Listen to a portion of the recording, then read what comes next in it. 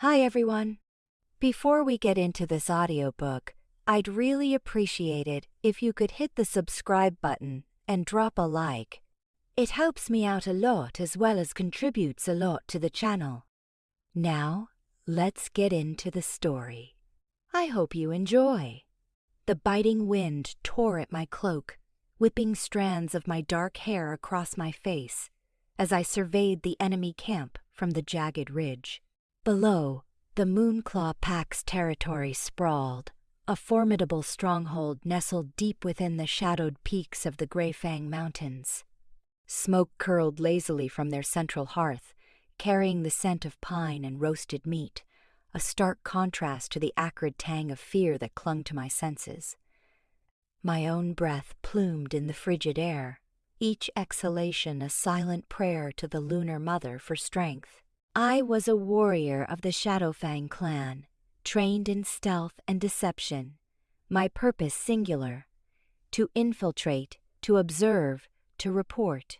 My pack, the dwindling remnants of a once-proud lineage, teetered on the brink of annihilation, our lands barren, our numbers decimated by a brutal plague. We sought knowledge, vulnerabilities, anything that could give us an edge against the Moonclaws, our ancient rivals, who thrived while we withered. What I didn't know was this: I wasn't sent to destroy his pack, I was sent to lead it. The ambush was swift, merciless, and utterly humiliating. I had infiltrated the outer perimeter, moving like a phantom through the dense forest, my senses honed to detect the slightest shift in the wind, the faintest snap of a twig. My goal was the northern watchtower, a strategic vantage point that would offer me a clear view of their defenses. I scaled the rough-hewn timber silently, my clawed hands finding purchase in the rough bark, my muscles burning with exertion. I was nearing the top, my heart pounding with the thrill of the hunt, when a sudden, overwhelming scent of raw power, overlaid with the sharp tang of wet earth and pine, slammed into my awareness. Before I could react, a massive, furred body launched itself from the darkness above. I barely registered the glint of sharpened teeth, the flash of intelligent, predatory eyes, before I was tackled. The impact sent a jarring shockwave through my body, driving the air from my lungs. I hit the ground hard, the wind knocked out of me, my vision momentarily blurring. My wolf form, honed for agility and silent movement, was still formidable, but this creature, this alpha, was a force of nature. He was a magnificent specimen, even in the dim light of the moon. His fur, the color of midnight storm clouds, rippled with coiled power. His eyes, molten gold, fixed on me with an intensity that burned through my own defenses. His size was staggering, easily twice my own, his jaws capable of crushing bone. This was the alpha of the Moonclaw Pack, the formidable leader I had been sent to observe.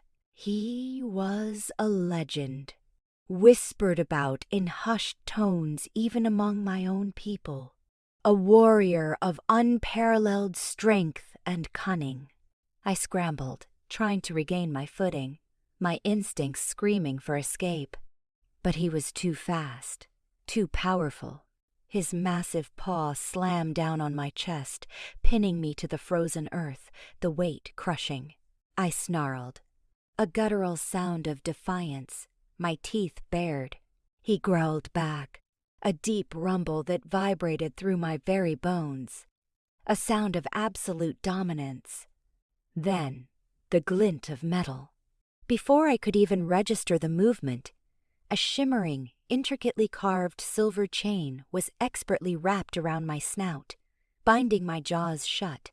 The touch of the cold metal sent a searing pain through me, dulling my senses, weakening my form. Silver, the bane of all our kind, was used with chilling efficiency. Another length of chain was swiftly secured around my neck, then my paws, binding me completely. The magic woven into the silver suppressed my wolf, forcing me to slowly, painfully, shift back into my human form. The transformation was agonizing, each bone twisting, each muscle contracting, as the wolf's powerful essence was painfully constricted. I lay on the cold ground, gasping, my body aching, my skin clammy with sweat. My human form, though nimble, was no match for the raw power of his wolf. My dark hair clung to my face, plastered with dirt and snow.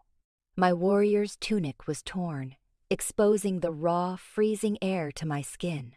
He shifted back too, slowly, majestically. He was taller than I expected, a towering figure of lean muscle and raw power. His face, framed by dark, almost black hair, was chiseled, angular, with a predator's keen intelligence etched into his features. His golden eyes, still blazing with a predatory fire, raked over my bound form, a look of cold assessment, not cruelty. He knelt, his shadow falling over me, blotting out the moonlight. "A spy," he stated, his voice deep and resonant, a sound that carried the raw power of the wilderness. "From the Shadowfang clan, bold, foolish, or both?" I struggled against the silver, the metal burning my skin, but it was useless. My energy was rapidly draining. I forced myself to meet his gaze, my chin lifted in defiance. "I am no spy," I rasped, my throat raw. "I am a scout. My pack faces a plague. We sought only knowledge to survive." It was a partial truth, enough to sound credible without revealing my true, clandestine mission. He chuckled, a low, humorless sound. "A convenient narrative. Your kind are known for their cunning, little wolf. And your territory is far from here. Why my lands? Why my watchtowers?" "Necessity," I insisted, my voice gaining strength despite the silver's besilver's kai. "Pain. Our elders sent me. We face extinction."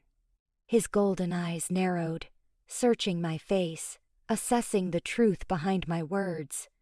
He seemed to see through my carefully constructed facade, glimpsing something deeper. "Extinction," he mused, the word heavy with implication.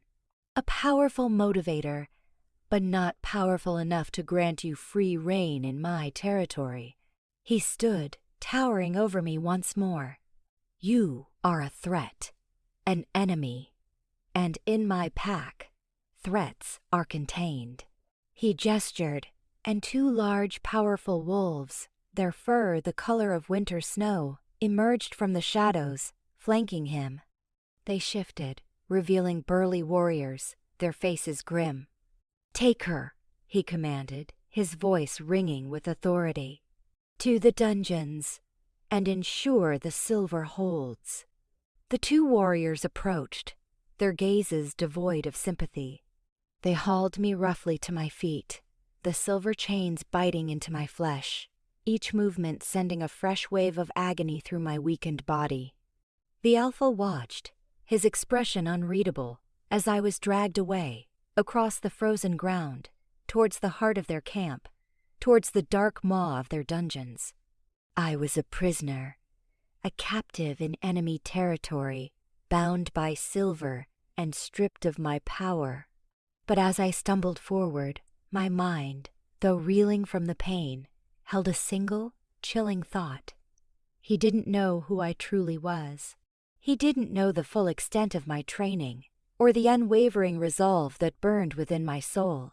He didn't know that I wasn't sent to destroy his pack. I was sent to lead it. The dungeon awaited, but so did my destiny. The dungeon was a cold, damp tomb, the cruel mockery of the vibrant moonlit forest I had left behind. Stone walls, slick with condensation, pressed in on me. The air was thick with the scent of mildew and stale earth, a stark contrast to the fresh, clean air of the mountains. A single, flickering torch cast dancing shadows, illuminating the rough-hewn stone and the heavy iron door that sealed me within. My only companions were the rustling of unseen creatures in the darkness and the dull ache of the silver chains that still bound my wrists and ankles, secured to a rough-hewn post in the center of the cell.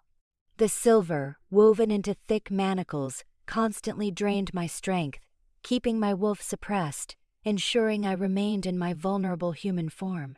Each breath felt shallow, each movement sluggish, as the magic of the metal seeped into my veins. Hours blurred into an indistinguishable stretch of time. My body ached from the impact of the ambush, my muscles protesting the forced shift. My throat was raw, my lips parched. The initial defiance that had fueled me during my capture slowly gave way to a gnawing frustration. I was a warrior, accustomed to freedom and the untamed wilderness. This confinement was a torment, a stark reminder of my vulnerability. Yet, even in my weakened state, my mind remained sharp, constantly assessing, strategizing. My true mission, whispered to me by the Shadowfang elders, was far more complex than simple scouting. I was to find a way to learn the Moonclaw's strengths, yes, but more importantly, to identify their weaknesses, their internal fault lines.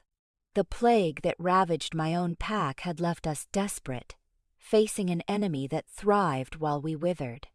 The elders believed the Moonclaws held a secret, a source of power or knowledge that sustained them even as others succumbed. My ultimate directive was to find a way to exploit those weaknesses, to somehow turn the tide, to ensure the survival of my clan.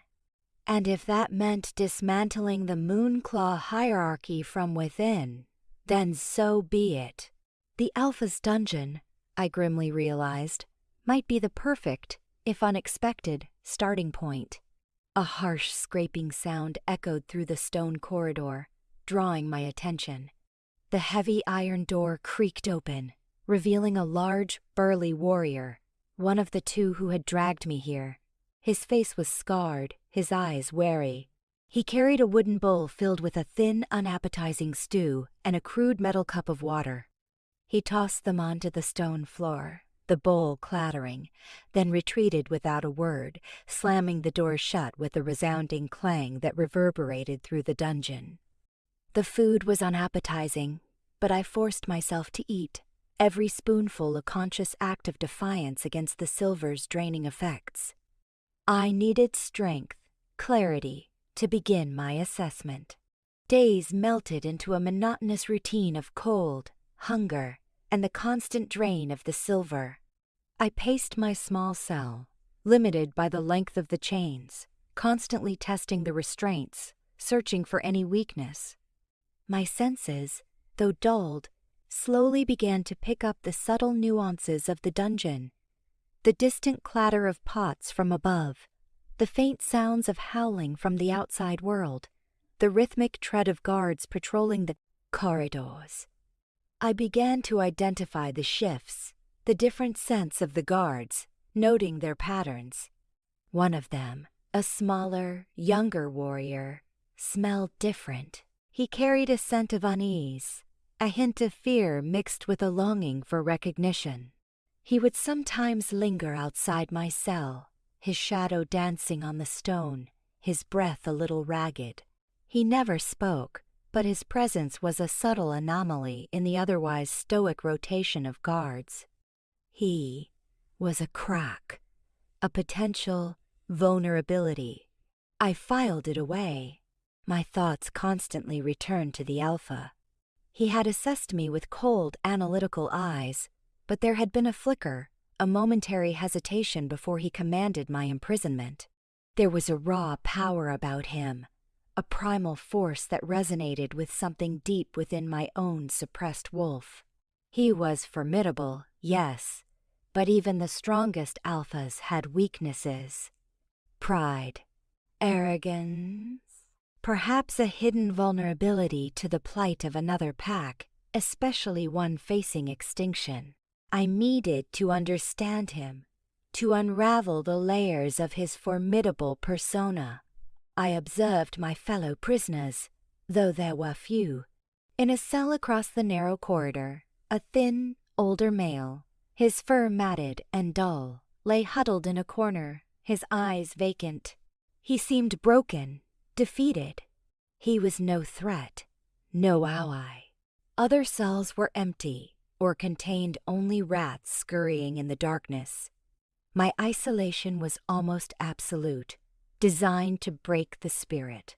But my spirit was not so easily broken. I had been forged in the fires of hardship, trained to withstand pain, to endure. My mind became my sanctuary. I mentally replayed every moment of my capture, every detail of the Alpha's movements, his scent, the nuances of his growl. I began to construct a mental map of the Moonclaw territory based on what I had glimpsed during the ambush. I listened to the distant sounds, trying to discern the rhythm of their camp, the ebb and flow of their daily lives.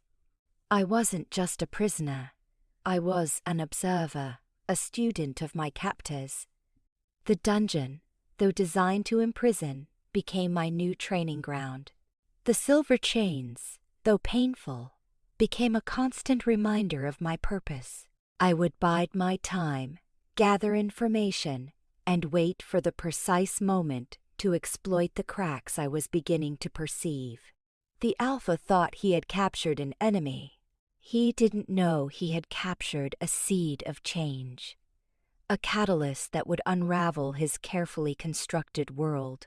I was chained in silver, but my ambition, my resolve, remained unbound. Weeks bled into a desolate eternity within the stone confines of the dungeon. The relentless drain of the silver chains had transformed my body from a lean, agile warrior's frame into something gaunt and perpetually weary. My muscles ached with a dull, persistent throb, and my movements were sluggish, each step a conscious effort against the debilitating magic of the metal. My skin, usually vibrant, was pale and clammy, reflecting the pallor of the damp, sunless environment. Yet, even as my physical form weakened, my mind sharpened. The forced solitude, the constant battle against the silver's effects, had honed my senses in unexpected ways. I could now distinguish the unique sense of individual guards, even before their footsteps echoed down the corridor, discerning their moods from the subtle shifts in their scent profiles. The sour tang of frustration, the faint sweetness of contentment, the sharp edge of fear. I learned their shift rotations, their habits, the precise moments when the guards changed, leaving brief windows of less vigilant surveillance. The young warrior I had noticed before, the one with the scent of unease, continued to be an anomaly. His name, I learned from hushed whispers among the other guards, was Reese. He was smaller than the others, his build less robust, and he carried himself with a perpetual air of deference, almost subservience, towards the older, more dominant warriors. He moved with a hesitant gait, his eyes often downcast. His scent, which I now recognized as a potent blend of anxiety and unacknowledged ambition, became a focus of my observation. He would often bring my meager rations, lingering just a moment too long, his gaze flickering towards me with a mixture of fear and, oddly enough, curiosity. He was a crack, a fragile fissure in the seemingly impenetrable facade of the Moonclaw Pack's loyalty. My focus returned relentlessly to the Alpha. I hadn't seen him since my capture, but his presence permeated the entire territory, even reaching into the depths of the dungeon.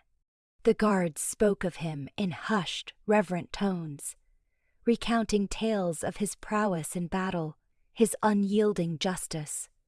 They revered him, but I also detected a subtle undercurrent of fear, a palpable tension whenever his name was invoked, suggesting his rule was maintained through absolute authority rather than universal affection. I also began to pick up on subtle signs of dissent within the pack. Hushed arguments, quickly stifled, would drift down from the upper levels of the stronghold. The scent of disagreement, sharp and acrid, would sometimes hang in the air after the passing of a patrol. The guards themselves, though loyal, often complained about the harshness of their duties, the scarcity of certain resources, the unrelenting demands of their alpha. These were tiny cracks, almost imperceptible to an untrained eye, but to me, a warrior trained to exploit vulnerabilities, they were glaring beacons. One evening, Reese delivered my food. As he set the bowl down, he hesitated, his gaze darting around before meeting mine. His eyes, a soft hazel, were filled with a conflicted emotion. "You're still here," he murmured, his voice barely a whisper. "I thought the Alpha would have dealt with you by now." I met his gaze, my expression neutral, my voice a deliberate, low rasp from disuse. "And what would he have done, young one?" I challenged softly, trying to gauge his reaction. "Disposed of me? Silenced the truth?" Reese flinched, his eyes wide with alarm. "No. He's harsh. He doesn't tolerate threats." He lowered his voice even further. "But he hasn't even visited you. Not once." That was interesting. The Alpha's complete absence was curious. It suggested either supreme indifference or perhaps a deliberate avoidance. "Perhaps he fears what he might learn," I murmured, pressing. Reese shook his head vehemently. "The Alpha fears nothing. He's the strongest Alpha in generations. But there's been unrest. Whispers." He hesitated, looking truly terrified now. "Whispers of what?" I prodded gently, my voice calm, inviting. I kept my face impassive, my eyes fixed on his. He wrung his hands, his gaze darting nervously towards the door. "Of a sickness, of a weakness in the pack. Our healers, they're struggling. Some of the older wolves and even some pups have fallen ill. A strange wasting sickness. It's kept quiet, but it's spreading." My heart gave a sharp lurch. A wasting sickness. It sounded terrifyingly similar to the plague that was decimating my own Shadowfang clan. Could it be the same? Was this the Moonclaw's secret vulnerability? Their hidden Achilles heel? This was far more significant than mere political dissent. This was a threat to their very survival, just as it was to ours. "And your Alpha?" I pressed, keeping my voice soft, almost sympathetic. "What does he say about this sickness?" Reese lowered his head. "He forbids discussion. Says it's a test of strength, that only the strong will survive. He demands absolute loyalty, absolute stoicism. But fear is spreading, even among the most loyal." He looked up, his eyes pleading.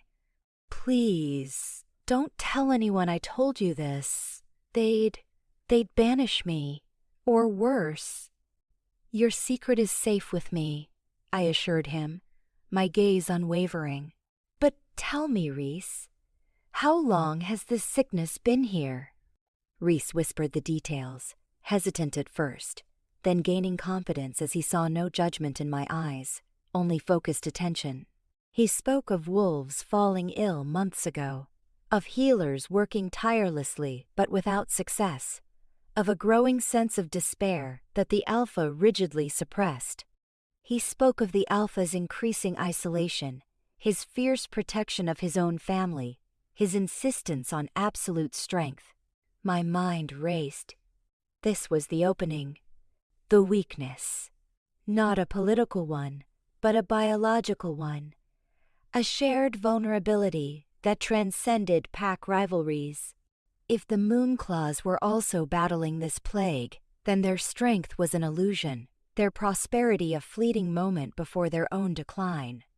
And if I, a Shadowfang, could somehow offer a solution, offer a path to survival, that I could gain not just freedom, but influence, I could truly lead. I looked at Reese, truly seeing the fear and the nascent hope in his young eyes.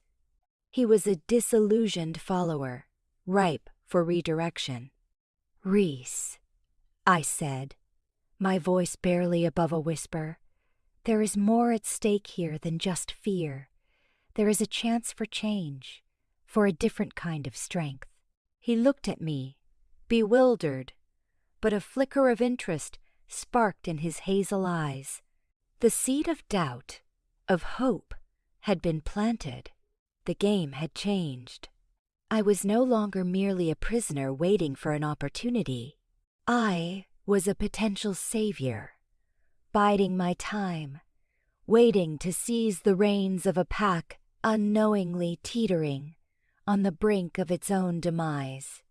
The revelation of the wasting sickness within the Moonclaw Pack ignited a new fire within me, a sharp contrast to the damp cold of my cell. This was not merely a vulnerability to exploit, it was a shared peril, a potential bridge between our warring packs. My own Shadowfang clan was dying from this very plague, a slow, agonizing decline that had brought us to the brink of extinction.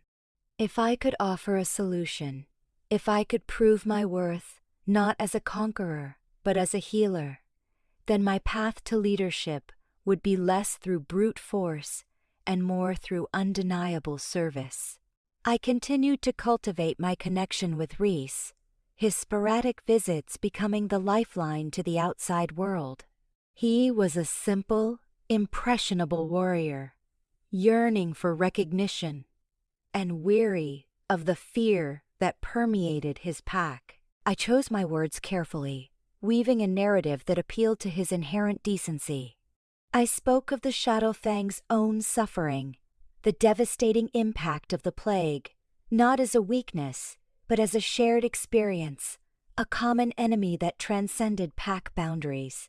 I positioned myself not as an enemy spy, but as a potential source of knowledge, a survivor who understood the enemy they faced. "The plague that touches your pack, Reese," I murmured one evening, my voice low and earnest. "It has ravaged mine.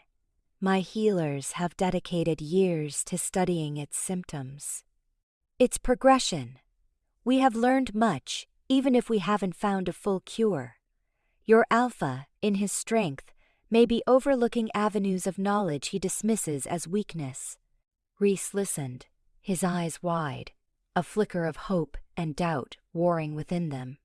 "But we are taught to never trust the Shadowfang," he stammered, caught between ingrained loyalty and nascent hope. "And yet, your pack sickens," I countered gently, my gaze unwavering. "And what has blind loyalty achieved? Only silence and fear. Knowledge, Reese, is a weapon more potent than any claw or fang against an unseen foe." I paused, letting the words sink in. "My people have observed that certain herbs, though not a cure, can alleviate the suffering, slow the progression, and specific rituals, performed under the twin moons, seem to offer a degree of protection, strengthening the pack's communal spirit against the despair this sickness brings." I spoke of specific herbs, their appearance, their location in the mountains, knowledge I had gleaned from my clan's ancient texts, and the tireless work of our own dwindling healers. I described complex rituals, passed down through generations, focusing on communal strength and spiritual resilience, elements that the Moonclaws, with their emphasis on individual alpha power, seemed to lack. I knew these weren't magic cures, but they offered relief, a slowing of the disease, and perhaps, more importantly, a sense of hope and purpose against a foe that felt invincible. Reese's eyes lit up with a hesitant hope. He was clearly desperate for a solution. Our healers. They haven't tried those exact herbs, he confessed, a trace of excitement in his voice. And the alpha.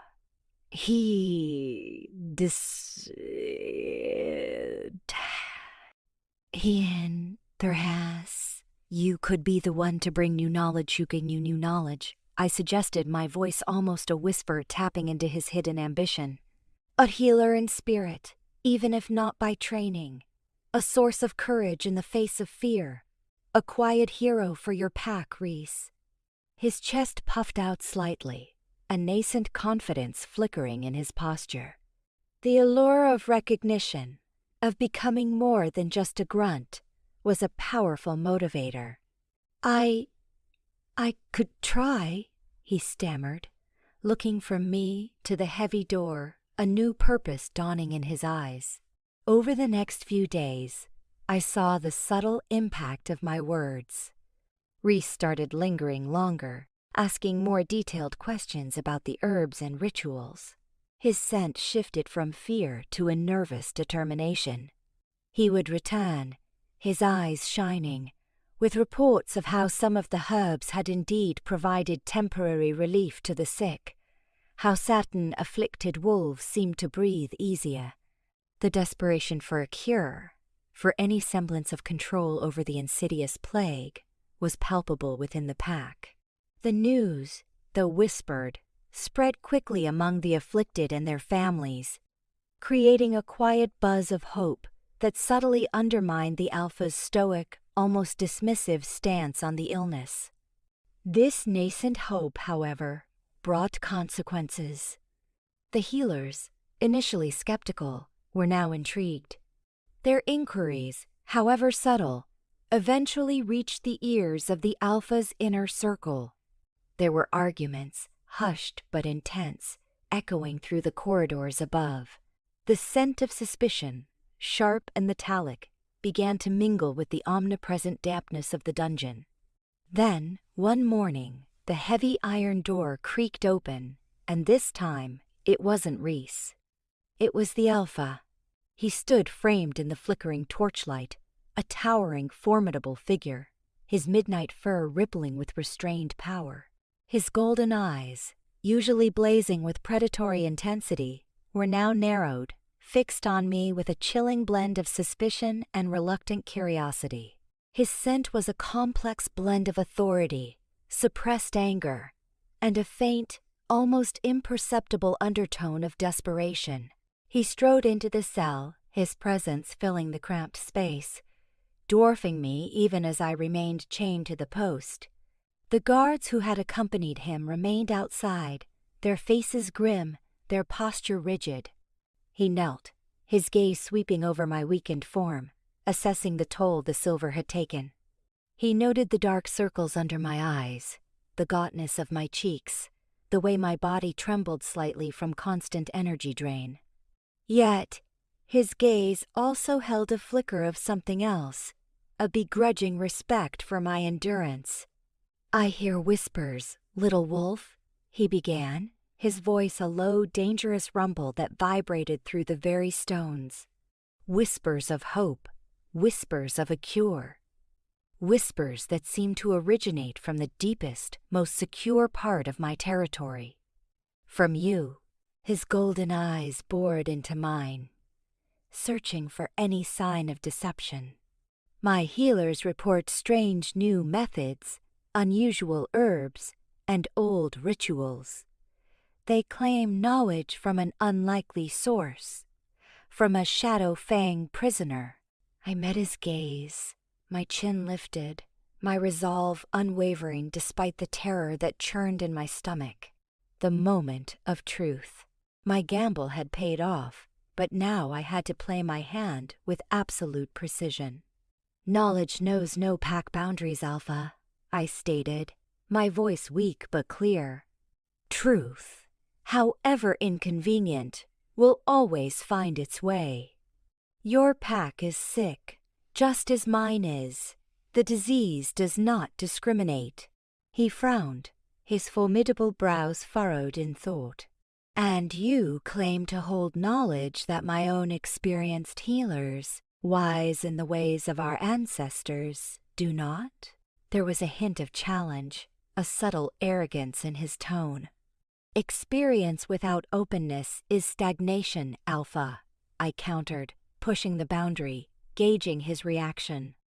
"My clan has faced this plague for generations. We have learned through immense suffering. We have documented its patterns, identified its weaknesses.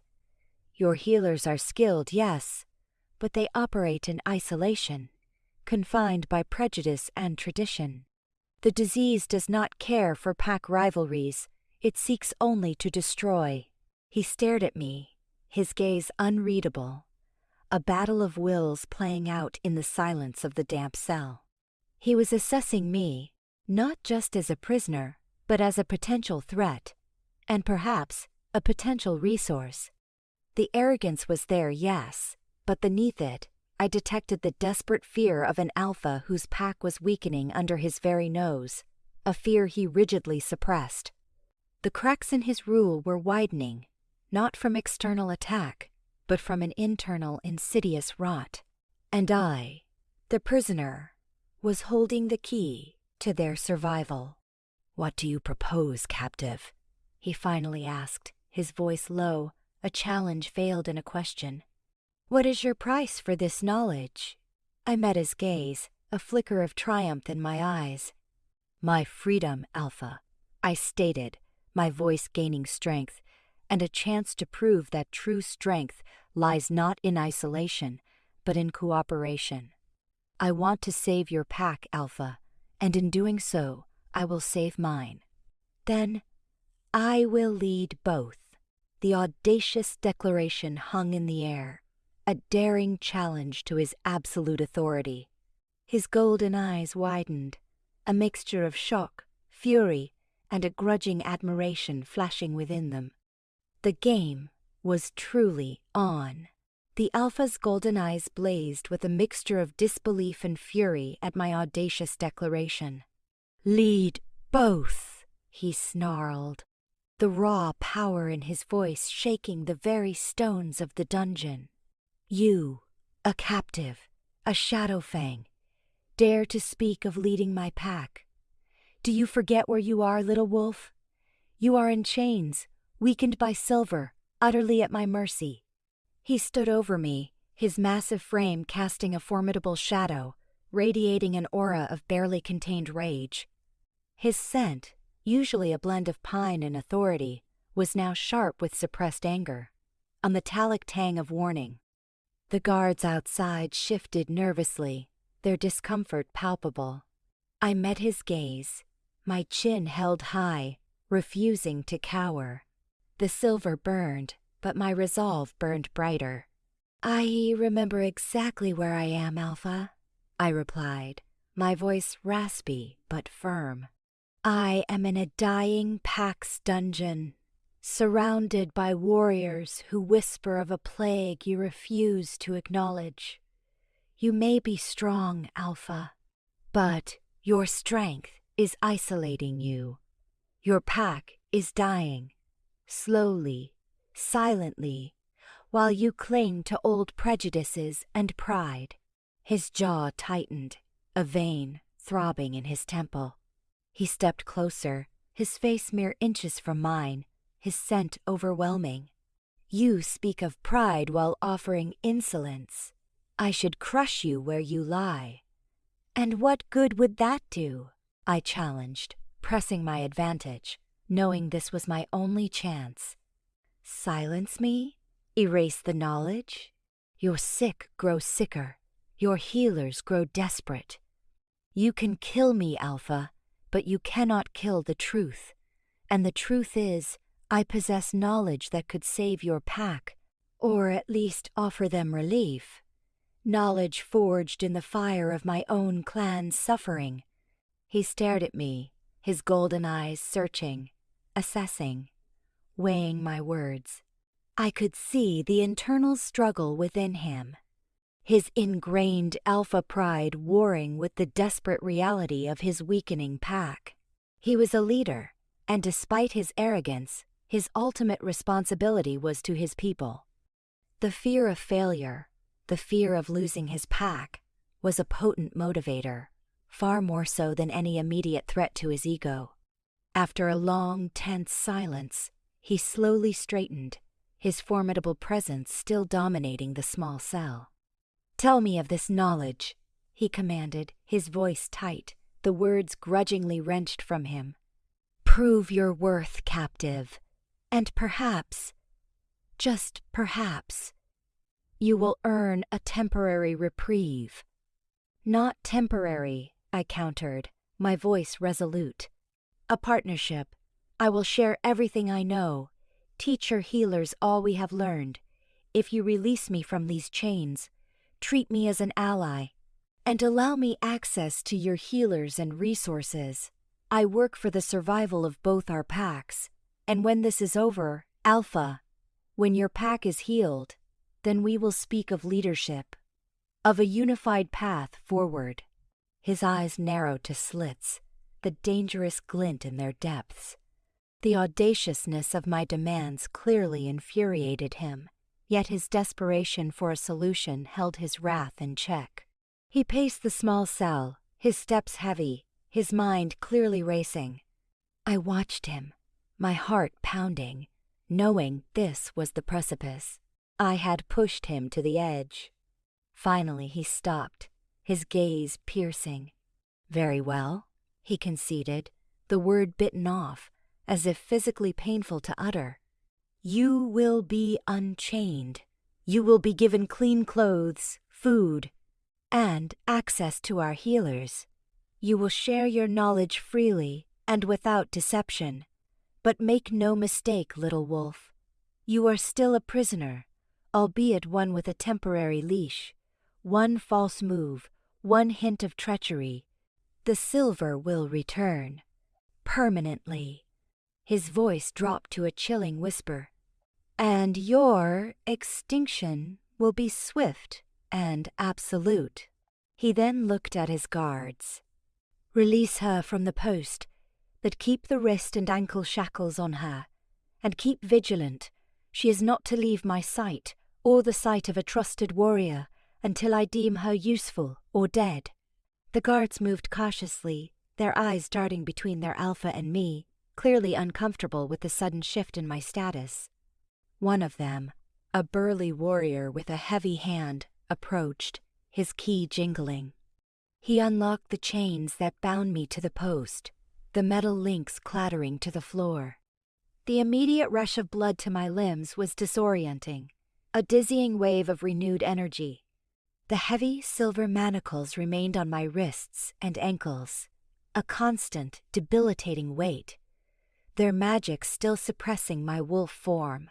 The alpha watched me closely, his golden eyes scrutinizing every twitch, every reaction.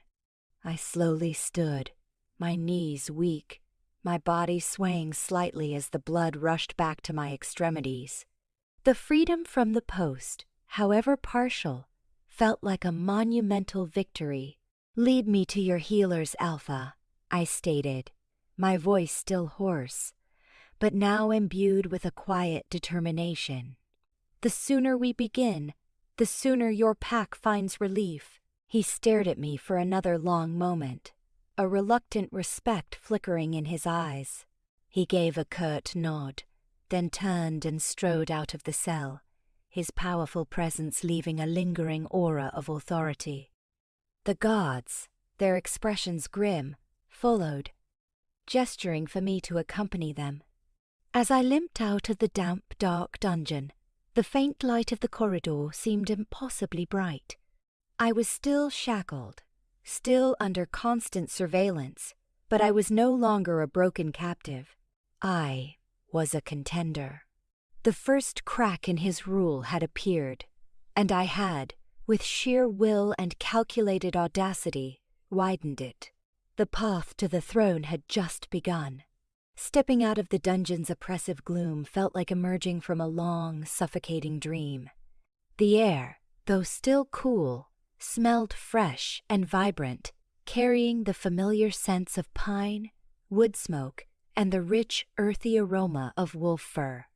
My eyes, accustomed to perpetual dimness, squinted against the weak light filtering down from the high windows of the Moonclaw stronghold. The stone corridors, though austere, felt like a palace after the damp confines of my cell.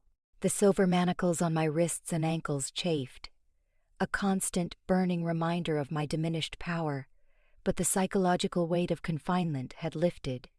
I was led through a labyrinth of winding passageways, past training grounds where young wolves sparred under the watchful eyes of grizzled warriors, past communal halls where the rich scent of cooking meat mingled with the murmur of conversation. Every Moonclaw I encountered stopped, their gazes fixed on me with a mixture of suspicion, curiosity, and outright hostility. Their scents were sharp, wary, like animals sensing a predator where there should be none.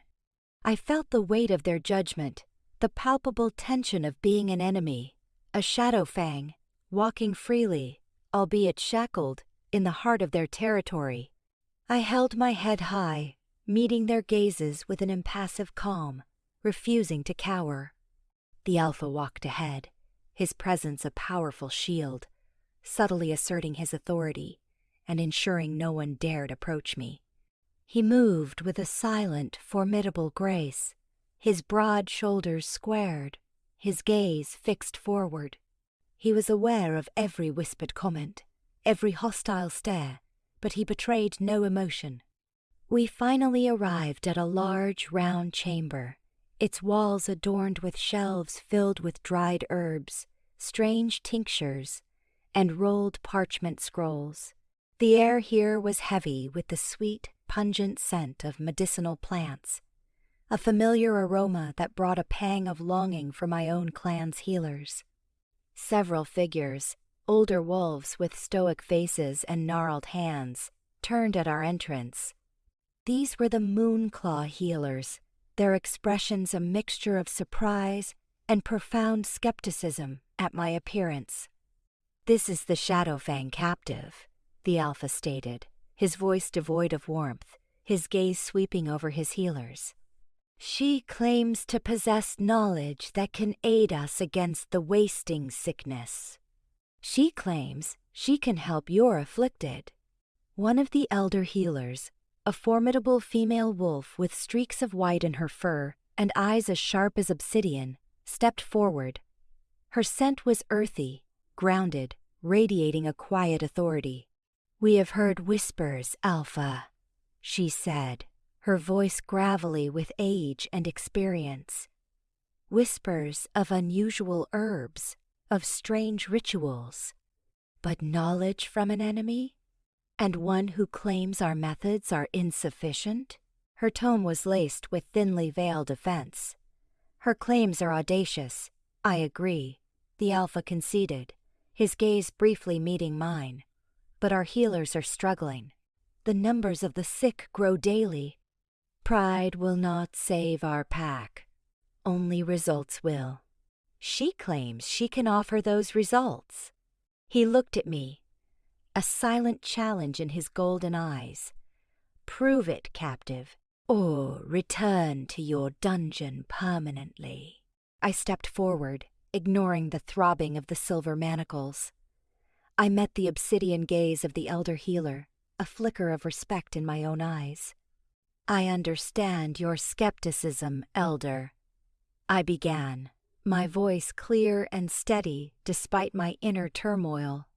"My clan has faced this same plague for years. We have suffered. We have lost many. But in our desperation, we have also learned. We have observed its patterns, discovered herbs that can alleviate the symptoms, and found rituals that strengthen the spirit against its despair. Our methods are not a slight against your wisdom," but a desperate sharing of survival knowledge. I began to speak of the plague's insidious nature, its subtle onset, its gradual weakening of the infected. I described the specific symptoms with an accuracy that clearly startled the healers. Then, I spoke of the herbs.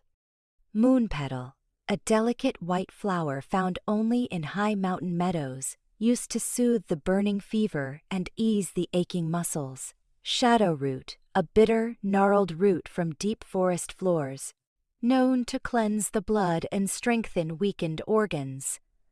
I explained their preparation, the precise dosages, the delicate balance required for efficacy. The healers listened, their initial skepticism slowly giving way to a grudging interest. They exchanged glances, their expressions shifting from doubt to consideration. They were dedicated, skilled healers. But they were also desperate, resources dwindling, their own patients suffering. "We have some of these herbs," the elder healer admitted, her voice thoughtful. "But we have not used them in combination, nor in the precise preparations you describe."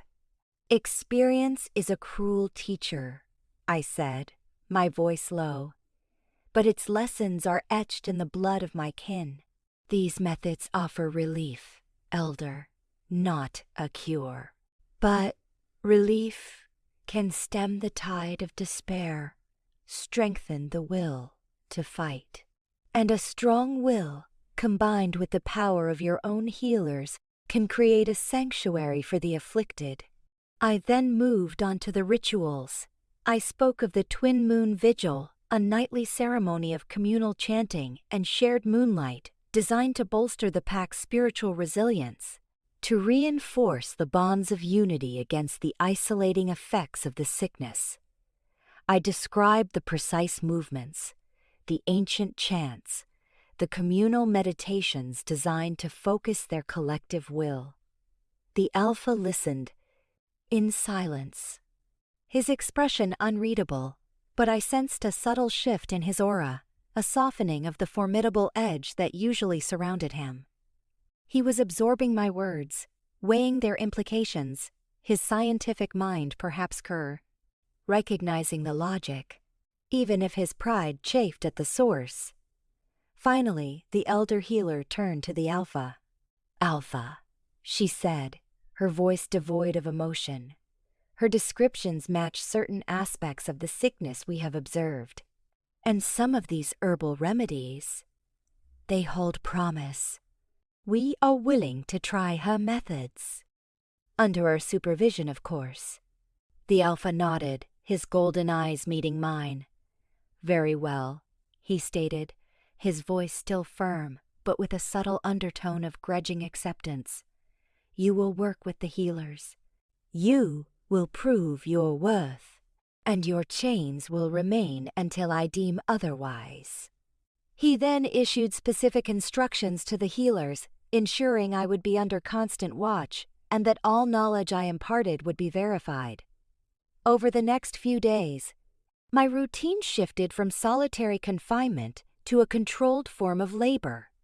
I spent my hours in the healing chambers, demonstrating the precise preparation of the herbs, guiding the healers through the unfamiliar rituals. My understanding of the plague, gleaned from years of my clan's tragic experience, was encyclopedic. I knew its subtle stages, its unique manifestations, the way it attacked different wolves. The Moonclaw healers, initially wary, slowly began to see the efficacy of my methods. The affected wolves, under my guidance, showed slight improvements. Fevers lessened, pain eased, and a flicker of hope returned to their dulled eyes. The news spread, not just through whispered rumors, but through visible improvements in the sick. Families who had despaired now spoke of cautious optimism. The subtle scent of fear within the pack slowly began to recede, replaced by a nascent hope, a quiet gratitude that, surprisingly, began to extend towards me. The Alpha observed it all from a distance, his formidable presence a constant reminder of my captive status, but his expression slowly softening from suspicion to grudging acknowledgement. The chains still chafed, a physical barrier, but the invisible walls around me were slowly crumbling. I was no longer just the Alpha's prisoner. I was becoming a necessary asset, a source of hope, subtly weaving myself into the fabric of their pack, one healing ritual, one improved breath, at a time. The throne, though still distant, felt a little closer with each passing day. The success of my treatments, however incremental, began to ripple through the Moonclaw Pack like a much-needed breath of fresh air. The low hum of despair that had permeated their territory slowly began to lift, replaced by a tentative, nascent hope. The sick, previously resigned to their fate, now clung to the promise of relief, their improved breathing and diminished fevers a testament to my knowledge. The Moonclaw healers, initially skeptical, became increasingly reliant on my insights. Their stoic faces softening with grudging respect, they peppered me with questions, their professional curiosity overriding their initial prejudices. I shared willingly, holding nothing back concerning the plague's progression and the specific remedies my clan had discovered. My goal wasn't just to heal. It was to establish an undeniable value, to weave myself so deeply into the fabric of their survival that my presence became indispensable. The Alpha continued his vigilant observation, his golden eyes rarely leaving me during my time in the healing chambers. His initial suspicion had softened into a guarded curiosity, and sometimes a flicker of something akin to admiration. His scent, once sharp with suspicion, now carried a subtle undertone of reluctant acceptance, mingled with his usual powerful aura of authority. He didn't speak often, but his presence was a constant, formidable reminder of my status, even as the healers treated me with increasing deference. My progress was not without friction. Some of the older, more traditional warriors within the pack resented my growing influence, muttering about an enemy witch, and the Alpha's perceived weakness in trusting a shadow fang. Their scents were bitter, laced with resentment and fear of change. But their dissent was largely contained, overshadowed by the desperation for healing and the visible improvements in their loved ones. Reese, my initial point of contact, became my quiet champion. He would seek me out during breaks, his hazel eyes shining with a mixture of awe and fierce loyalty. He would relay stories of the sick who were recovering, of families whose despair had turned to gratitude. He proudly spoke of how he had first brought my wisdom to the healers, subtly bolstering my reputation among the younger, more open-minded members of the pack. His quiet ambition, nurtured by my initial suggestions, was finding a legitimate outlet, and in doing so, he became an invaluable, if unwitting, conduit of my influence. One afternoon, as I was preparing a batch of shadowroot paste, the Alpha entered the healing chambers alone.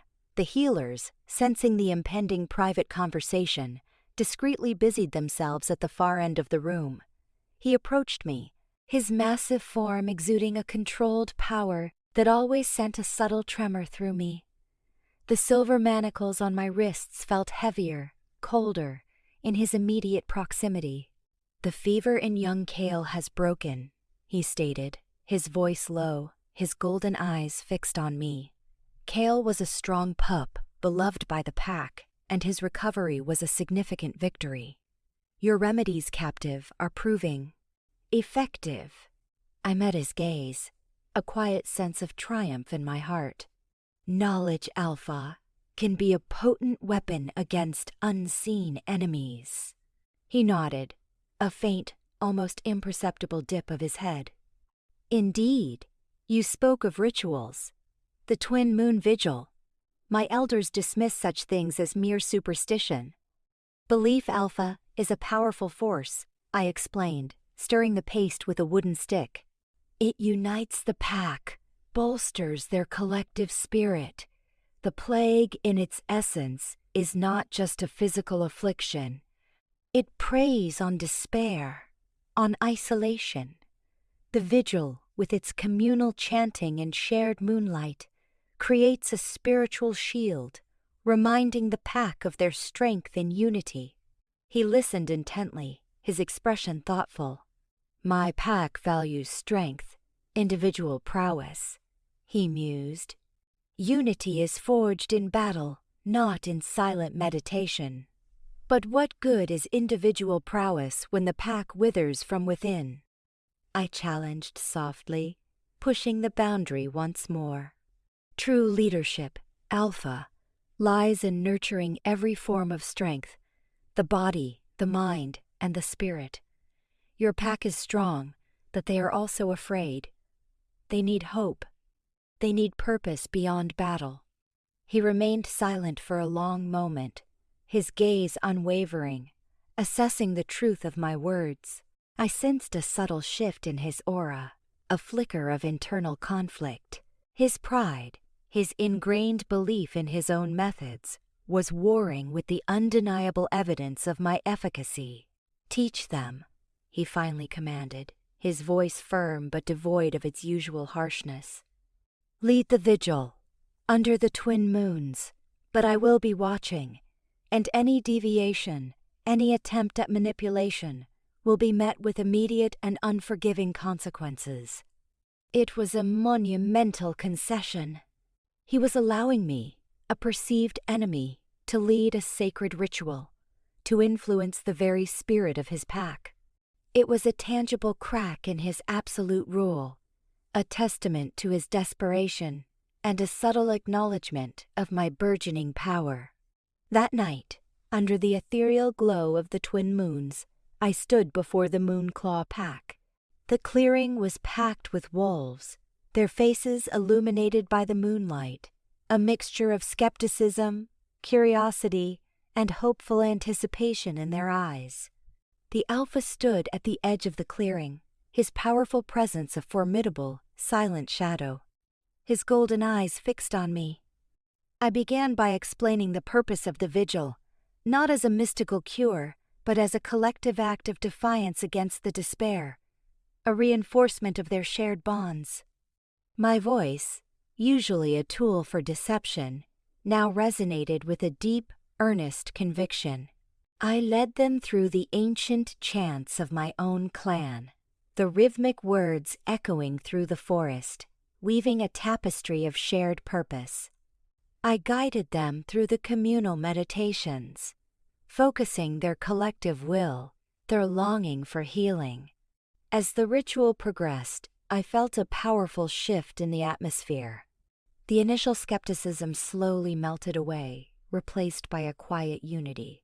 The sense of fear and suspicion began to dissipate, replaced by a shared sense of calm, of collective hope.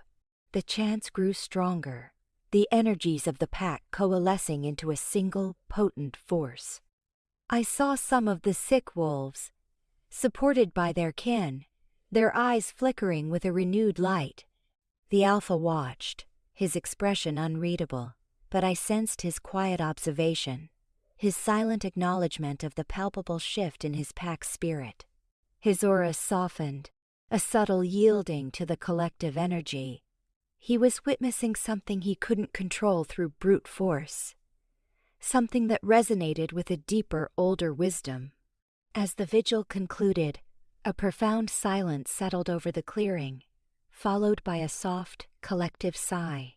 The Moonclaw Pack, usually boisterous and individualistic, stood together, a quiet sense of unity binding them.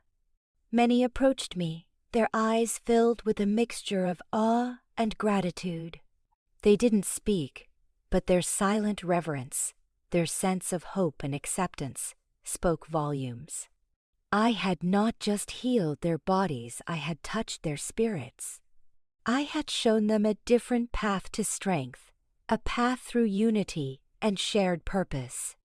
The silver manacles still gleamed on my wrists, a physical symbol of my captivity, but in that moment, standing under the twin moons, leading the Moonclaw Pack in a ritual that transcended rivalries, I felt more free, more powerful than I ever had.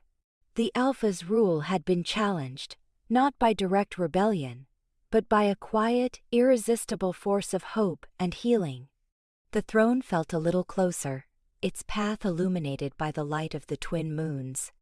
The success of the twin moon vigil was a silent yet seismic shift in the power dynamics of the Moonclaw Pack. The subtle murmurs of discontent that had once clung to the edges of the Alpha's rule began to recede, replaced by a nascent respect for my unexpected wisdom. The scent of hope, fragile yet persistent, now permeated their territory, a direct result of the relief my methods brought to the sick. I was no longer merely a captive healer. I was becoming a symbol of hope, a potential alternative to the Alpha's rigid, battle-hardened approach to leadership. My days were a blur of intense activity. I continued to work tirelessly in the healing chambers, refining my herbal remedies, adapting them to individual needs. The Moonclaw healers, now fully invested in my methods, worked alongside me, their initial skepticism replaced by genuine collaboration. We shared insights, debated dosages, and celebrated every small victory, every fever broken, every wolf breathing easier. I immersed myself in their customs, learning their unique healing chants, recognizing their individual strengths and weaknesses. I was no longer an outsider. I was an integral part of their daily struggle, their quiet triumphs. Reese, emboldened by my growing influence, became an even more vocal advocate. He would spread news of every recovery, emphasizing my role, often exaggerating my prowess with an endearing earnestness. His scent, once tinged with fear, now exuded a youthful confidence, a nascent pride in being associated with the perceived savior of the pack. He was proving to be an invaluable, if unwitting, pawn in my grand strategy, cultivating a quiet loyalty among the younger, more disillusioned wolves. The Alpha continued his vigilant observation, his formidable presence a constant shadow. His golden eyes, once burning with suspicion, now held a complex mixture of grudging respect, lingering distrust, and a profound, almost desperate, hope. I caught him watching me during the vigils, his expression unreadable, but his scent betraying a subtle softening, a hint of something akin to awe. He saw the tangible impact of my work, the shifting loyalty of his pack, and though his pride chafed, his responsibility to his people outweighed his personal feelings. He was trapped between his rigid traditions and the undeniable reality of my efficacy. The elder healer, a stoic but shrewd female, became a key ally.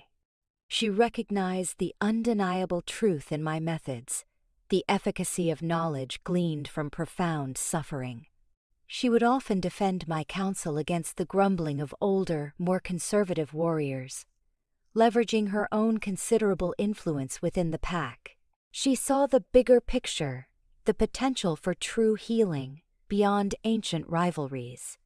One crisp morning, as I walked through the main hall, returning from a particularly effective healing session, the Alpha met me. He dismissed the guards, a rare occurrence, leaving us alone in the vast, echoing space. The silver manacles on my wrists felt lighter, their magical drain somehow lessened by the growing sense of purpose within me. "The fever has receded from the pups in the nursery," he stated, his voice low, a rare note of raw relief in its depth. "A full recovery, they say.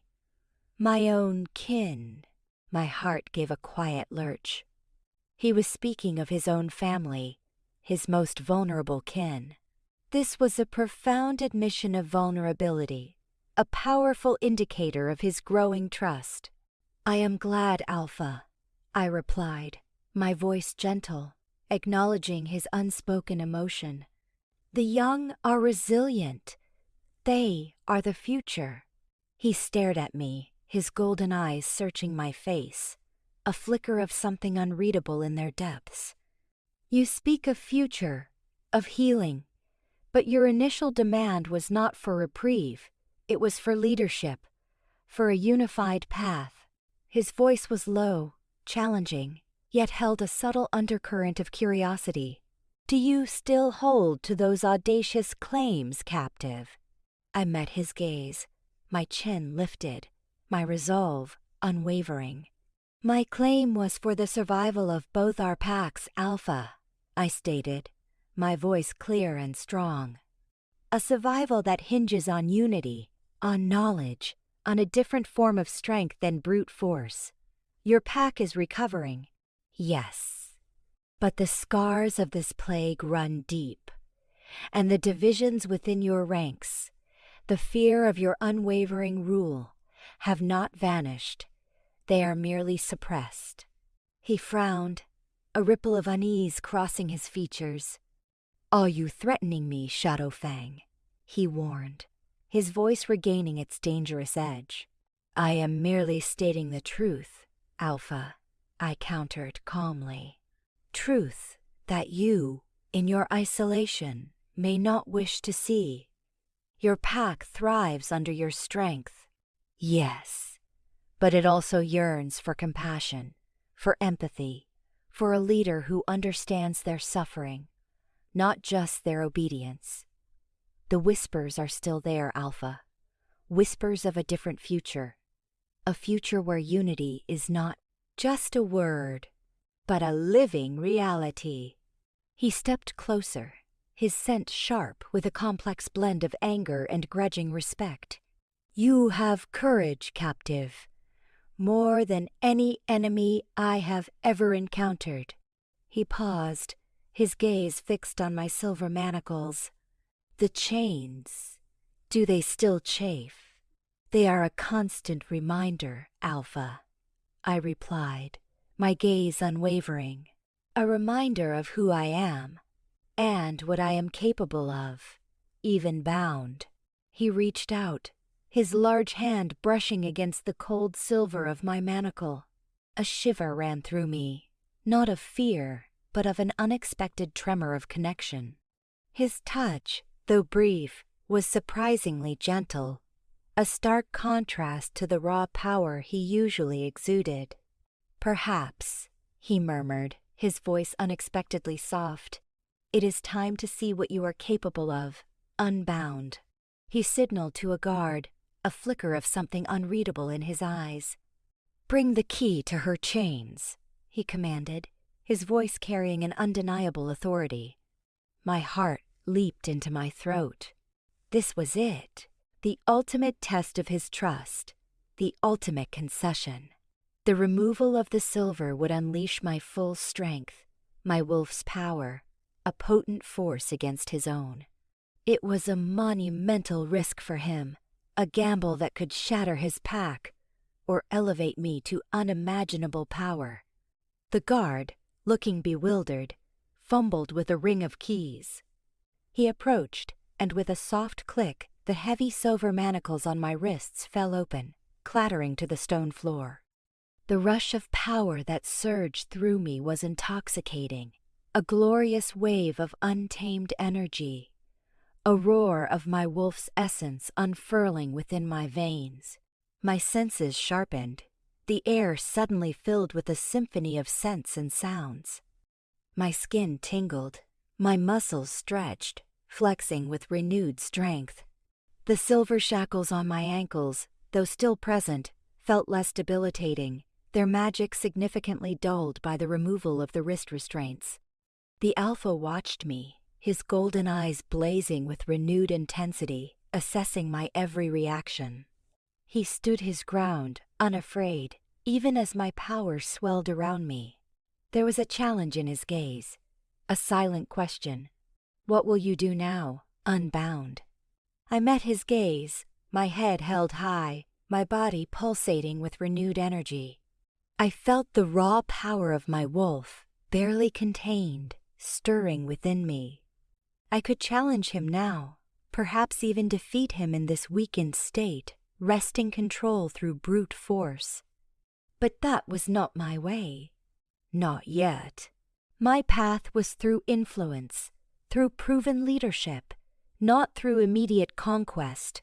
"Thank you, Alpha," I said, my voice rich with newfound strength, betraying no hint of menace. "Now, we truly begin."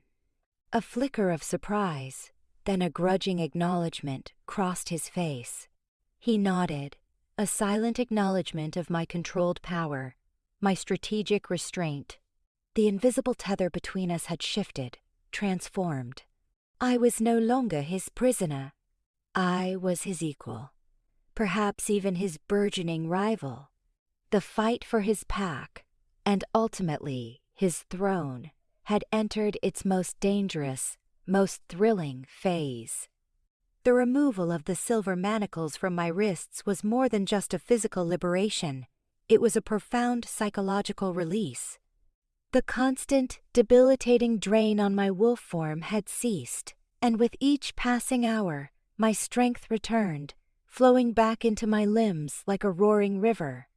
My senses, once dulled, now sharpened to an exquisite degree, absorbing every scent, every sound, every subtle vibration in the Moonclaw stronghold.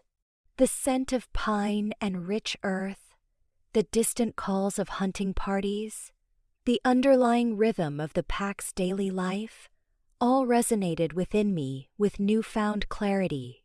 The silver ankle shackles remained, a visible reminder of my conditional freedom, but their magic was significantly less potent than the wrist restraints. I could feel my wolf, powerful and restless, stirring within me, a deep hum of untamed energy. It yearned for the full shift, for the untrammeled freedom of the hunt, but I kept it reined in, meticulously controlled. This partial freedom was a test, a delicate dance of power and restraint. The Alpha continued to monitor me, his golden eyes following my every move, a silent challenge in their depths. His scent, once predominantly authority and suspicion, now carried a subtle undertone of curiosity, even a hint of grudging respect. He had taken a colossal risk in unchaining me, a gamble that could have shattered his rule. My restraint, my refusal to immediately challenge him despite my renewed strength, seemed to both intrigue and baffle him. My work in the healing chambers intensified. With my full strength returning, I could dedicate myself more completely to the afflicted. I began to introduce more complex herbal compounds, refine the dosage, and implement more rigorous hygiene protocols that the Moonclaw healers, accustomed to less precise methods, initially found tedious but quickly acknowledged as effective. The rate of recovery among the sick quickened, and the overall health of the pack noticeably improved. The fear that had once clouded their faces slowly began to dissipate, replaced by a cautious optimism, a growing sense of security. The twin moon vigils, under my guidance, became a central ritual in the Moonclaw Pack's life. What had started as a desperate plea for healing transformed into a powerful celebration of unity and communal strength. I taught them more of my clan's ancient chants, their rhythmic words weaving a tapestry of shared purpose, binding the pack together. I encouraged members to share their stories of recovery, to speak of their gratitude, fostering a sense of collective triumph against the insidious plague. The atmosphere during these vigils was palpable, thick with a shared energy, a collective will that radiated hope and resilience. During these ceremonies, I could feel the Alpha's eyes on me, watching from the periphery. He never participated in the chanting or the meditations, but his presence was constant. His posture, initially rigid, slowly began to relax, his formidable shoulders losing some of their tension. I saw glimpses of a man truly burdened by the responsibility of his pack, a leader desperate for their well-being, even if it meant yielding some of his absolute control to an enemy. The younger warriors, especially Reese, became increasingly devoted. Reese, no longer just timid, radiated a newfound confidence, his loyalty to me unwavering. He would bring me small offerings of wild berries or unique stones he found, gestures of quiet appreciation. He would openly defend me against the whispers of the older, more conservative warriors who still clung to their prejudice against a Shadowfang. He was not just a follower. He was a budding lieutenant, unknowingly preparing a path for my eventual ascension. The discontent among the older warriors, though quieter now, had not vanished.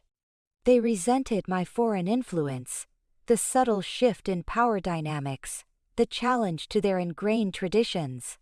They saw me as an anomaly, a threat to the established order. Their sense, though often masked, still carried the bitter tang of resentment and suspicion. They posed a lingering threat, a faction that could be swayed against me if I faltered. One crisp afternoon, as I walked from the healing chambers towards the main hall, a group of these older warriors, their faces grim, blocked my path. Their leader, a grizzled, scarred wolf named Boren, stepped forward, his eyes narrowed with hostility. His scent was aggressive, challenging. "You walk freely, Shadowfang," Boren snarled, his voice low and menacing, "as if you own this territory. Your chains may be loosened, but you are still a prisoner. Do not forget your place." I stopped, meeting his hostile gaze with a calm, unwavering intensity. My wolf, dormant for so long, stirred powerfully within me, urging me to assert dominance. But I knew this was a test, a calculated provocation.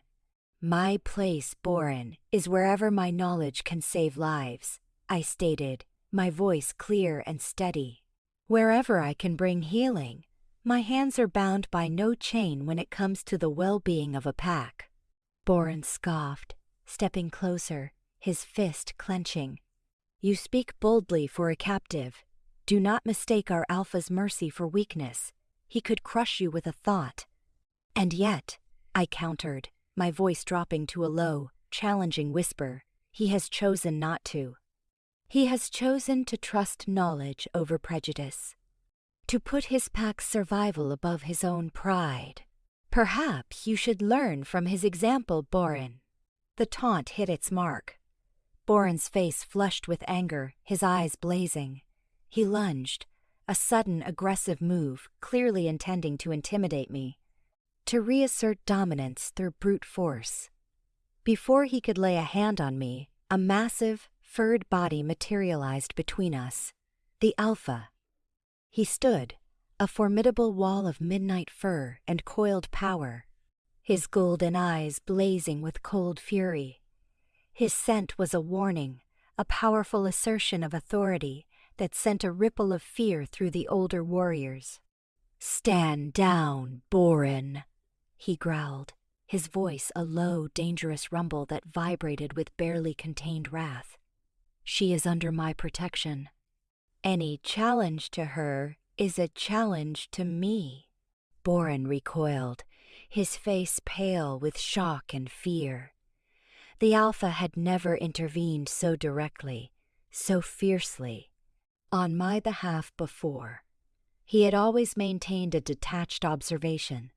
This was a significant shift, a public declaration of my protected status, a powerful message to the dissenting factions within his pack. "But, Alpha," Boren stammered, "she is an enemy. She speaks of leading us." The Alpha turned, his golden eyes fixed on Boren with an intensity that made the older warrior visibly shrink. "Her value is proven," he stated, his voice ringing with absolute authority. "Her knowledge has saved our young Bray." My decisions are for the good of the pack, not for the whispers of resentful pride. Now, return to your duties. And remember your loyalty. Boran, defeated, bowed his head, then retreated, his scent radiating humiliation. The other warriors quickly dispersed, their hostile gazes still lingering. But their challenge now diffused. The Alpha turned to me, his golden eyes still blazing, that the fury in them had softened, replaced by a complex blend of protectiveness and a powerful unspoken acknowledgement. "You push boundaries, Shadowfang," he said, his voice low, a hint of grudging admiration in its depth. "You provoke. You speak with a reckless audacity." "I speak the truth, Alpha," I replied, meeting his gaze, my heart pounding with the adrenaline of the confrontation. "And sometimes, truth is a provocation, especially to those who prefer the comfortable lie." He stared at me, his gaze lingering, searching.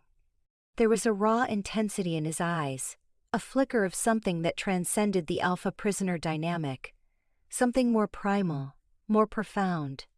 The air between us crackled with an unspoken tension, an undeniable pull that resonated with the deepest instincts of my wolf.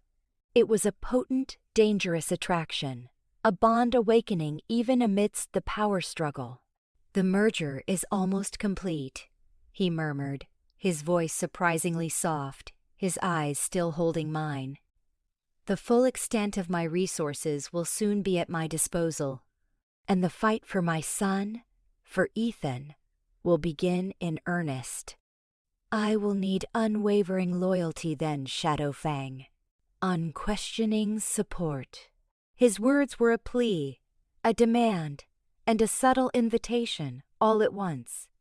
He was offering me a choice: to continue as his temporary ally, or to commit fully to his personal battle, to truly become a part of his world.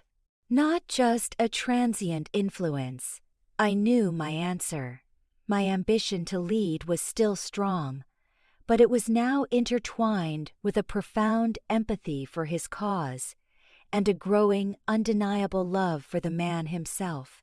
I saw the true measure of him, not just the Alpha, but the desperate, loving father. "My loyalty, Alpha," I said, my voice quiet but firm, "is not bought with freedom, nor swayed by threats. It is earned. And you, in your relentless fight for your son, have earned it." My gaze met his, a silent promise. "Lead the fight for Ethan, and I will be by your side. Every step of the way." A slow, profound relief washed over his face, melting the last vestiges of his rigid composure. A true smile, radiant and utterly vulnerable, touched his lips, reaching his golden eyes. He extended his hand, not in a gesture of dominance, but of partnership. "Then let us begin, Shadowfang," he said, his voice deep with gratitude. "Together." I took his hand, my fingers intertwining with his powerful ones. The touch sent a jolt through me, a powerful spark of connection that transcended the physical. The silver on my ankle still chafed, a reminder of my past captivity, but the future, boundless and full of shared purpose, stretched before us. The throne still called, but now it felt less like a conquest and more like a shared destiny. The quiet alliance between Landon and me, once a fragile understanding born of necessity, solidified into a formidable partnership. The fight to bring Gren, his son Ethan, home from the manipulative clutches of Amelia's family consumed his every waking hour, and by extension, mine. I remained at the estate, my guest house becoming less of a temporary residence and more of a permanent, comforting fixture. My days were a blur of legal strategy sessions, intense discussions with Landon's formidable team of lawyers, and meticulous preparation for the impending court battles. Landon was a revelation during this period. The public saw him as a reclusive tech mogul, but I witnessed the depths of his fatherly love, a raw, protective instinct that drove his every decision. He was relentless, utterly unyielding in his pursuit of justice for Ethan. He poured all the vast resources of Synergy Innovations into the legal fight, assembling a legal team that was unmatched in its brilliance and determination. He uncovered every dark secret of Amelia's family, every instance of their manipulation, their psychological warfare, their abuse of power. His mind, usually focused on intricate algorithms and market trends, now dissected legal precedents with the same analytical precision. My role was not directly legal, but profoundly supportive. I was his sounding board, his quiet confidant.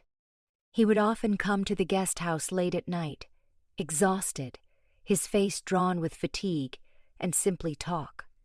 He spoke of his fears, his frustrations, the emotional toll of fighting a ghost from his coat. Past. I listened, offering not advice, but empathy, understanding, and an unwavering belief in his cause. I would bring him late-night meals, brewed herbal teas to soothe his frayed nerves, and sometimes I would simply sit with him in silence, my hand in his, a silent anchor in the storm of his emotional turmoil. Our bond deepened with every shared struggle. The physical barriers of our past, the roles we had played, dissolved completely. Our touches became more frequent, more natural.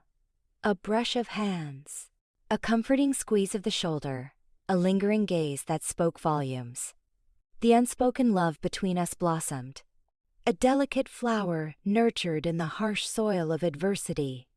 I saw him not as the formidable alpha of the Moonclaw Pack or the impenetrable CEO, but as a man of profound courage, immense vulnerability, and unwavering love.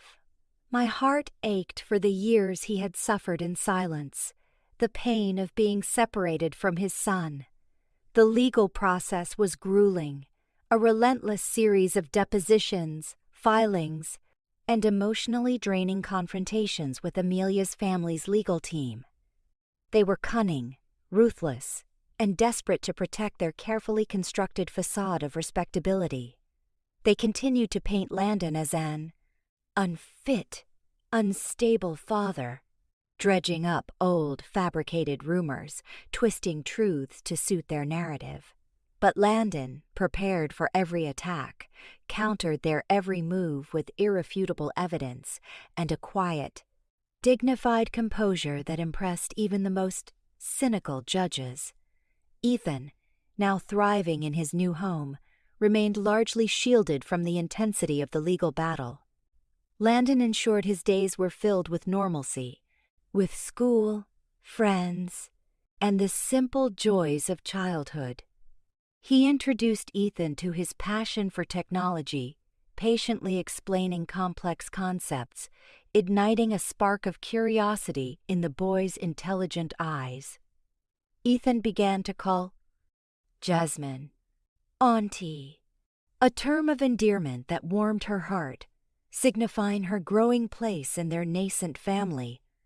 One evening, after a particularly contentious court hearing, Landon returned to the estate, his face pale, his jaw clenched. He found me waiting for him in the living room, a warm meal prepared.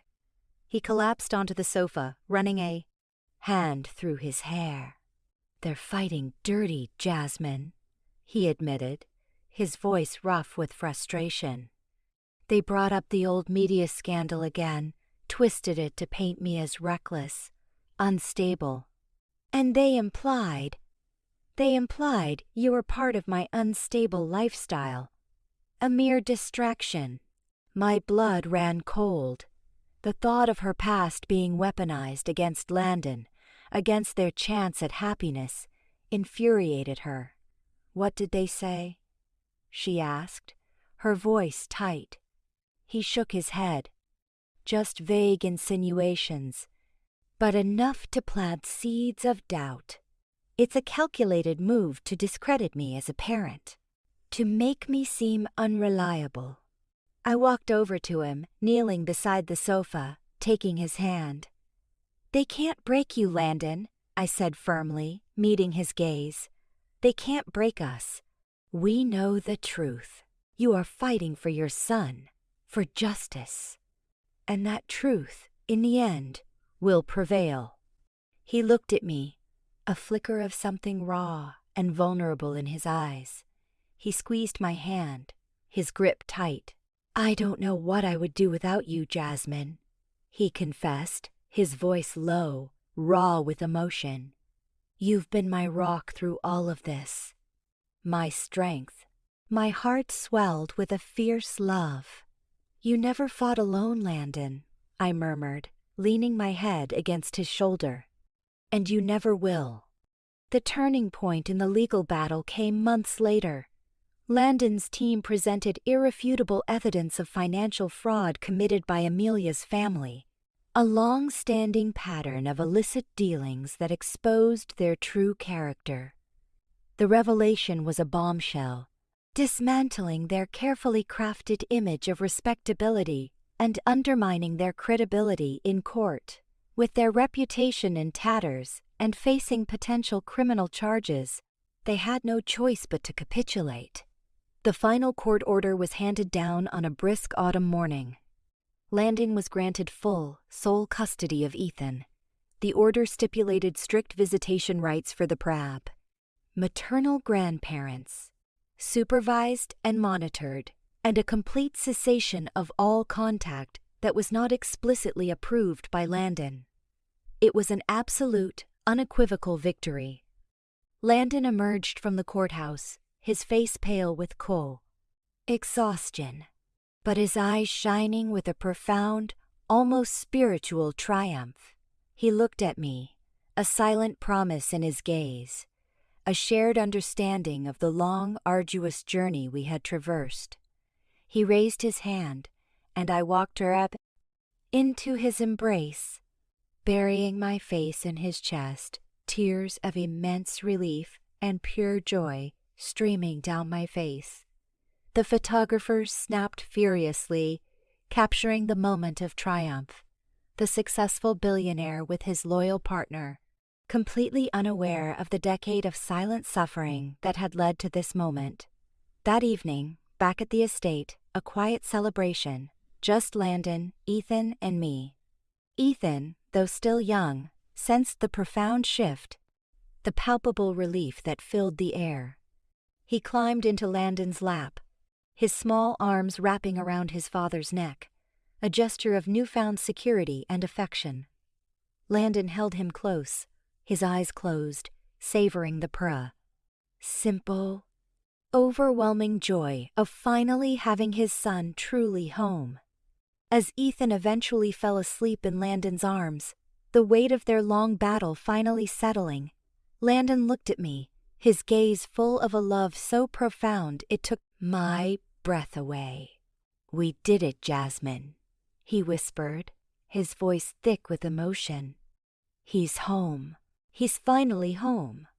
"Yes," I replied, tears still stinging my eyes. "He is." He reached out, cupping my face in his hands. "And you, Jasmine," he continued, his voice husky, "you're home too. With us. Will you marry me? Be my wife, Ethan's mother, my partner in every sense of the word? No more fake roles, just us. Forever." My heart soared, a symphony of joy and profound love.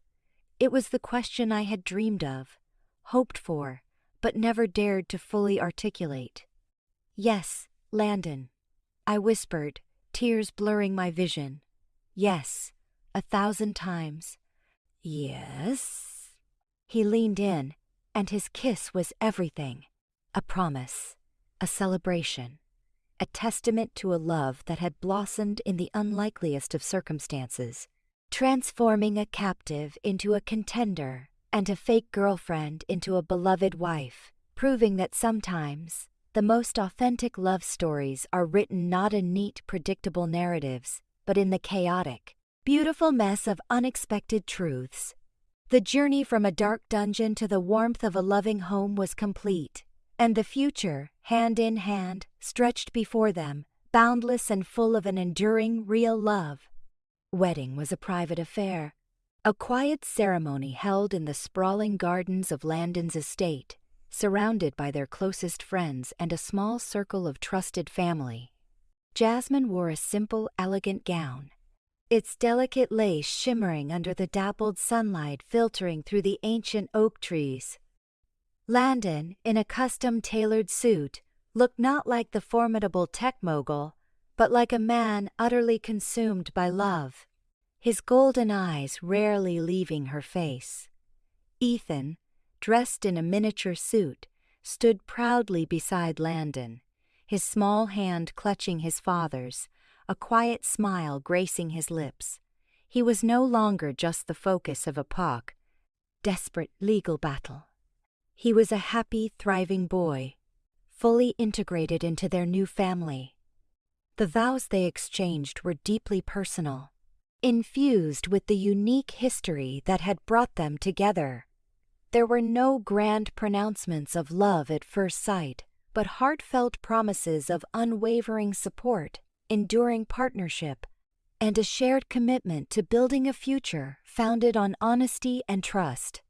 Jasmine's voice, usually so expressive in her acting, trembled with raw emotion as she spoke of how Landon had shown her a different kind of strength, how he had allowed her to truly see him, and how her initial disdain had transformed into an undeniable, profound love. Landon, usually so reserved, spoke with a tender vulnerability of how Jasmine had brought light back into his life, how her quiet strength and unwavering belief had been his anchor in his darkest hours, and how she had helped him bring his son home. The celebration that followed was intimate and joyful. Laughter, genuine, unrestrained, filled the air. Ethan, for the first time, seemed truly at ease, running freely through the gardens with the few other children present, his laughter echoing across the manicured lawns. Jasmine watched him, her heart swelling with gratitude.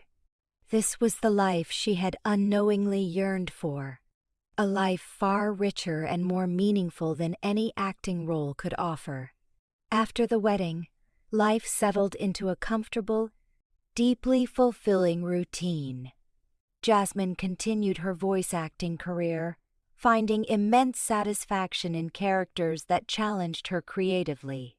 She lent her voice to animated films, documentaries, and audiobooks. Her talent recognized and celebrated within the industry. She loved the anonymity of it, the ability to express herself artistically without the constant glare of the public eye that often followed Landon. Landon remained at the helm of Synergy Innovations, continuing to innovate and lead the tech world. But his priorities had shifted irrevocably. Family came first. He made sure to be home for dinner, to read Ethan bedtime stories, to attend his school plays and soccer games. His quiet moments of introspection, once consumed by strategic planning, were now filled with the simple joys of watching his son grow, of sharing quiet evenings with Jasmine. His work with Rosie's Voice Foundation expanded, becoming a beacon for families facing similar privacy intrusions. A powerful legacy born from his own painful past. Ethan thrived under their combined love and stability. He excelled in school, developed a passion for coding, showing a nascent brilliance that mirrored his father's. He formed strong bonds with friends, slowly, carefully, learning to trust after his years of isolation. He started therapy, a consistent, nurturing presence in his life, helping him process the complexities of his past. He never completely forgot the family that had held him captive, but their power over him diminished with each passing day of love and security. He became a happy, well-adjusted child, secure in the knowledge that he was loved, truly and unconditionally. Their home, the once austere estate, was transformed into a warm, inviting space, filled with art, books, and the comfortable clutter of a lived-in family home. They hosted quiet dinners, filled with lively conversation and shared laughter. They traveled as a family, exploring new places, creating new memories, each experience a testament to the life they were building together. The initial scandal surrounding Landon faded into distant memory, replaced by a public image of a brilliant, philanthropic leader with a loving family. The media, ever fickle, now celebrated his quiet domesticity, the very thing they had once sought to undermine. The story of Landon Pierce, the reclusive billionaire, and his improbable love story with an actress became a quiet legend, a testament to the unexpected paths love can take. One evening, years later, Landon and Jasmine sat on the rooftop garden, the same spot where he had first subtly revealed his vulnerability, and where she had first confessed her quiet, growing feelings for him. The city lights twinkled below, a familiar, comforting panorama. Ethan, now a bright, curious teenager, was downstairs, engrossed in a coding project. "Remember that first night?" Jasmine mused, leaning her head on Landon's shoulder. "The authentic performance of a loving girlfriend." Landon chuckled, wrapping his arm tighter around her. "I knew even then you were more than just an actress, Jasmine. I saw something in your eyes, something genuine that transcended the role. Even when I was so consumed by my own secrets, by my desperation to get Ethan back. And Jasmine confessed, a soft smile on her lips, thought you were just a cold, ruthless billionaire. I was wrong about so many things then." He kissed the top of her head. "We were both wrong about many things, but we were right about the most important one." She looked up at him, her heart filled with an abiding love. "What's that?" His golden eyes, now perpetually soft when they looked at her, held hers. "That this," he said, gesturing around at their quiet life, at the city lights, at the distant hum of their thriving home, this was worth fighting for, every single step of the way. And it was.